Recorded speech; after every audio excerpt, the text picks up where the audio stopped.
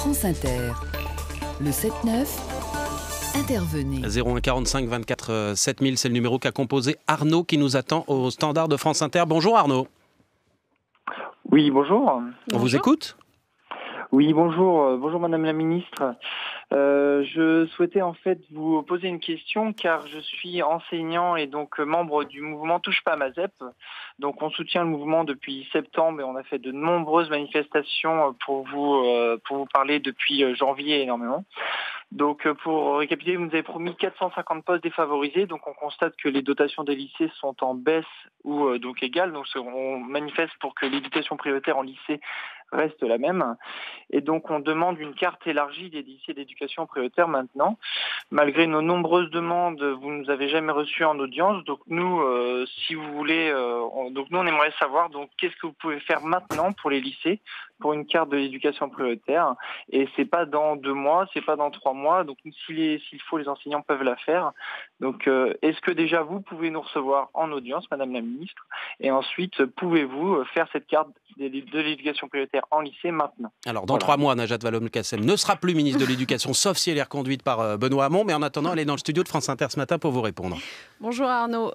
D'abord, je veux que vous sachiez une chose, Arnaud, enfin deux. La première, c'est que Touche pas à ma ZEP a évidemment été reçu à plusieurs reprises en audience. Vous n'y étiez peut-être pas personnellement, mais le mouvement a bien été reçu.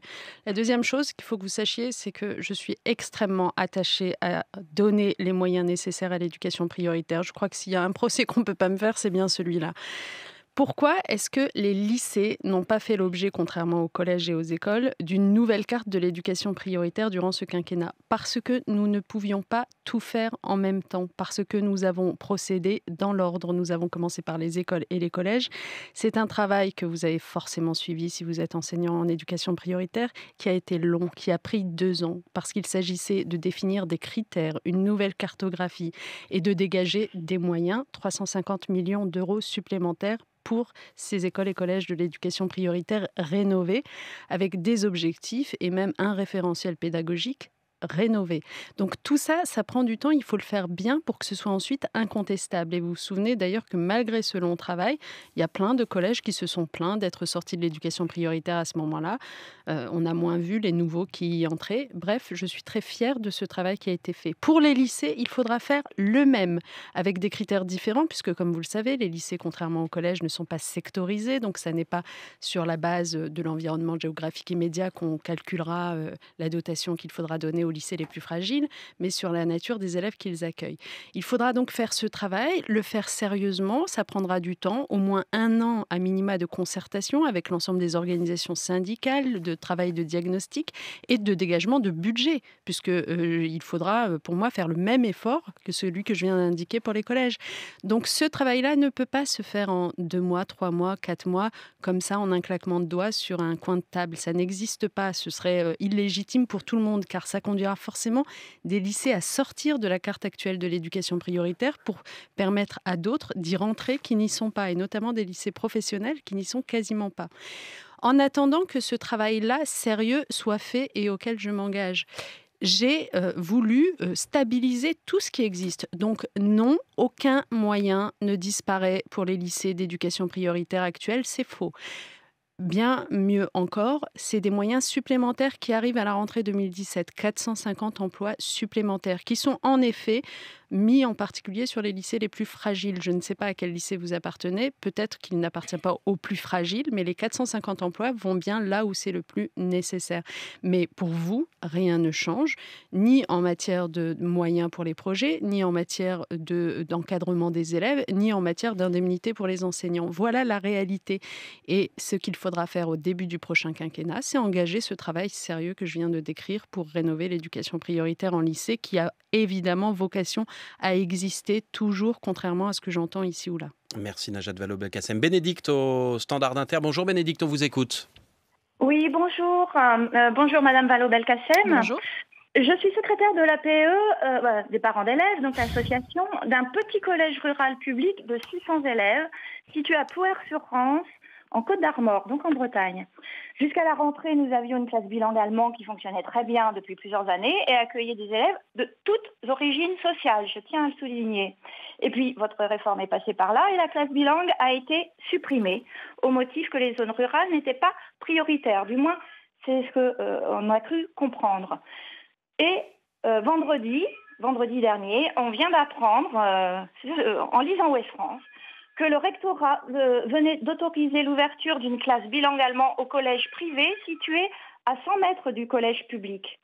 Alors, Madame la Ministre, les parents de notre collège souhaiteraient comprendre la motivation de votre ministère pour favoriser l'offre éducative du privé par rapport à celle du public. Bonjour madame, non, ce que vous décrivez est absolument impossible pour une raison simple, c'est que les collèges privés appliquent la réforme du collège exactement de la même façon que les collèges publics. Donc je vous explique de quoi il retourne s'agissant des classes bilingues. D'abord, il ne peut pas y avoir une fermeture dans le public absolument. Et une ouverture dans le privé. Absolument. La dame a l'air assez sûre d'elle. Hein. Non. De quoi il retourne s'agissant des classes bilingues, vous allez comprendre où doit être à mon avis le malentendu. Nous n'avons jamais dit, contrairement là encore à ce qui s'est écrit ici ou là, que l'ensemble des classes bilingues disparaissaient. D'ailleurs, vous devez bien vous en rendre compte autour de vous, et il continue à exister des classes bilingues. Donc, qu'avons-nous dit ? Que disparaissaient les classes bilingues qui, au fond, commençaient à partir de la 6e et donc simplement permettaient à une minorité de collégiens d'avoir 2 langues vivantes étrangères dès la classe de 6e quand leurs camarades, eux, les avaient seulement à partir de la classe de 4e. Donc dans la réforme du collège, je rappelle que nous avons avancé d'1 an l'apprentissage de la 2e langue vivante pour tous les collégiens, donc il n'y avait plus de raison d'avoir cette espèce de séparatisme entre les uns et les autres. En revanche, ne disparaissaient pas et au contraire étaient même développées les classes bilingues qui correspondaient à autre chose, ce qu'on appelle les bilingues de continuité, c'est-à-dire à des élèves qui, à l'école primaire, avaient commencé en CP une autre langue que l'anglais, mettons par exemple l'allemand. La possibilité donnée d'accéder à l'anglais, qui est une langue monde, dès la classe de 6e et pas en 5e. Donc, d'être bilingue, d'être en classe bilingue en quelque sorte, dès la classe de 6e pour ces élèves qui avaient eu en qualité de langue vivante une autre langue que l'anglais.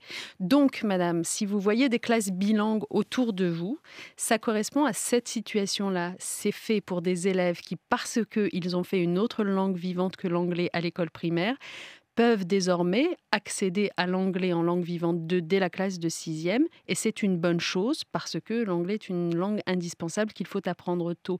Il n'y a que dans cette catégorie-là, avec ces règles-là, que l'on trouve des classes bilingues sur le territoire français.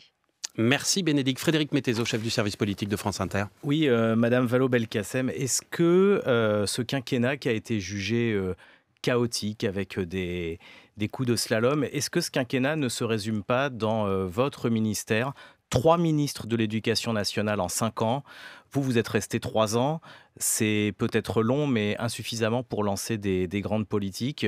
Est-ce que ce n'est pas aussi un des échecs du quinquennat d'avoir trop souvent changé, de visage et de politique ? Votre prédécesseur s'appelait Benoît Hamon. Et celui d'avant, Vincent Payon. Mais un jour, si vous voulez, je vous inviterai au ministère de l'Éducation nationale, avec grand plaisir d'ailleurs. Et vous verrez que dans l'entrée du ministère, il y a une galerie de portraits. De tous les ministres. De tous les ministres de l'Éducation nationale depuis des décennies, depuis. Et vous êtes la seule femme ? Non, alors, c'était pas pour ça que j'en parlais. C'était pour vous dire que c'est très intéressant de se rendre compte que la moyenne de durée d'un ministre de l'Éducation, vous savez combien c'est ? C'est 1 an. 1 an en moyenne. Donc, le fait que dans un quinquennat de 5 ans, nous ayons eu 3 ministres de l'Éducation, honnêtement, c'est pas une nouveauté. C'est mieux que la moyenne, quoi, finalement. Vous remontez la moyenne. Non, mais ce que je veux dire par là, c'est que je pense que c'est pas du tout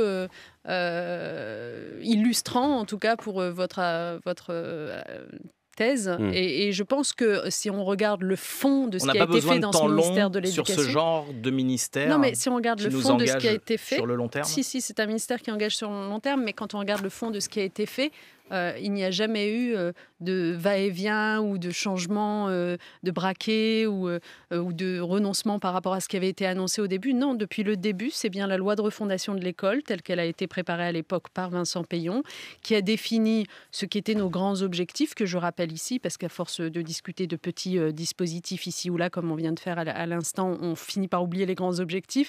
Priorité à l'école primaire, c'est-à-dire remettre des moyens, création de postes évidemment, priorité à l'école primaire, primaire, lutte contre les inégalités. Et c'est exactement ce que nous faisons dans chacune des réformes que nous avons faites, que ce soit la réforme des rythmes scolaires, toute difficile qu'elle ait été à mettre en œuvre, que ce soit la réforme du collège, toute compliquée qui a été de bousculer des habitudes précédentes. Mais c'est bien ce que nous faisons. Et aujourd'hui, nous finissons ce quinquennat, nous allons le finir, sur un bilan, mais permettez-moi de le dire comme je le pense, dont je suis éminemment fière. Mais il peut s'écrire ce que les observateurs, les analystes, les éditorialistes veulent. La vérité, c'est que quand on viendra dans 5 ans, si tout ça n'est pas détricoté, bien entendu, dans 5 ans, évaluer ce qu'aura fait ce quinquennat sur l'éducation, en préscolarisant quasiment 30 000 enfants de plus de moins de 3 ans, en mettant plus de maîtres que de classes à l'école primaire pour améliorer les apprentissages dans toutes les écoles en difficulté, notamment en CP-CE1, en faisant une réforme du collège qui modernise les apprentissages, qui permet à tous les enfants de faire et des langues vivantes et, permettez-moi de le dire, des langues anciennes et de travailler. On va pas faire tout le bilan du quinquennat, Najat Vallaud-Belkacem, on n'aura pas le temps d'ici 9 heures. Parce que c'est important, parce qu'à force de raconter n'importe quoi, on oublie quel est le bilan de ce quinquennat en matière éducative. Je ne laisserai personne dire que nous n'avons pas redressé une situation qui était catastrophique quand nous sommes arrivés. Les 80 000 postes en moins, je peux vous dire, moi je les ai bien vus, et notamment dans les quartiers les plus difficiles. Et en plus, réinscrit notre école dans une histoire de réussite, mais qu'on ne pourra évaluer que dans 5 ans, évidemment.